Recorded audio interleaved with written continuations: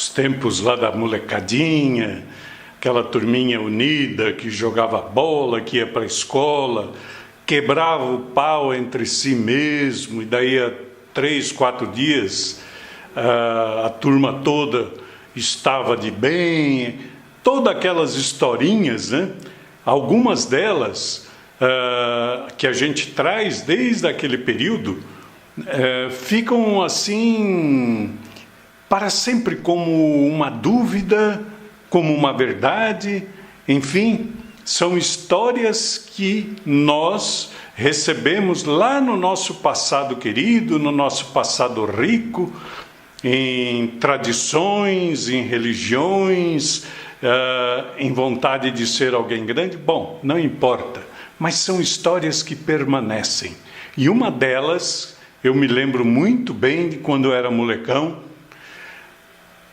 No bairro que eu morava, tinha uma região do bairro que era meio afastada, meia deserta. E de repente chega lá um pessoal, limpa uma parte de um terreno e começa a construir uma casa. E essas casas, lá no sul, né, geralmente eram de madeira. E depois de um certo tempo de construção, nós vimos que chegou uma mudança.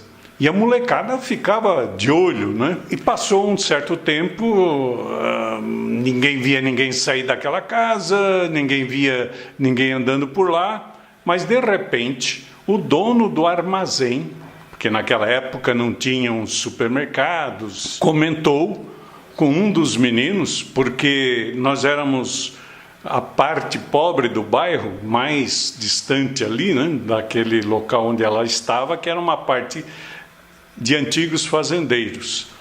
Comentou, o dono do Secos e Molhados, comentou com um daqueles garotos que com um carrinho levavam as compras para as donas de casa. A gente fazia isso também na feira, que acontecia todo sábado, a gente ia lá para ganhar uns trocadinhos, tal, né? E comentou que era uma mulher sisuda, com umas saias compridas, escuras, roupa escura, e falava meio enrolado. E aí ficou todo mundo curioso. A molecada, que não era fácil, e a molecada descobriu, que passou o inverno, estava chegando o verão, que uma parte do campinho de futebol foi tomada por aquele povo. Como aquela mulher poderia ser tão possuidora, tão rica, tão isso, tão aquilo, mas era dela. E aí eu mesmo comecei a entrar lá por perto, passava na rua, era tudo rua de terra, e ninguém tinha coragem de chegar perto, porque tinham 2 pastores alemães, 2 cachorros, né, que ficavam circundando por lá. Mas a história mais impressionante é que depois de um certo tempo, não sei qual a razão, surgiu a teoria de que ali morava uma mulher que ela não tomava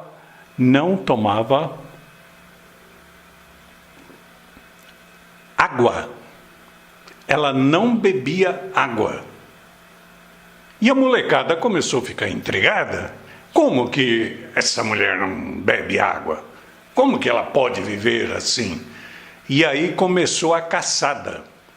Primeiro que não dava para pular para dentro do terreno dela por causa dos cachorros.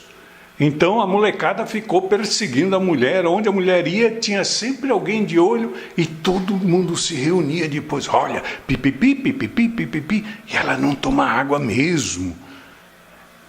Aí chegou um dia, a festa junina, né?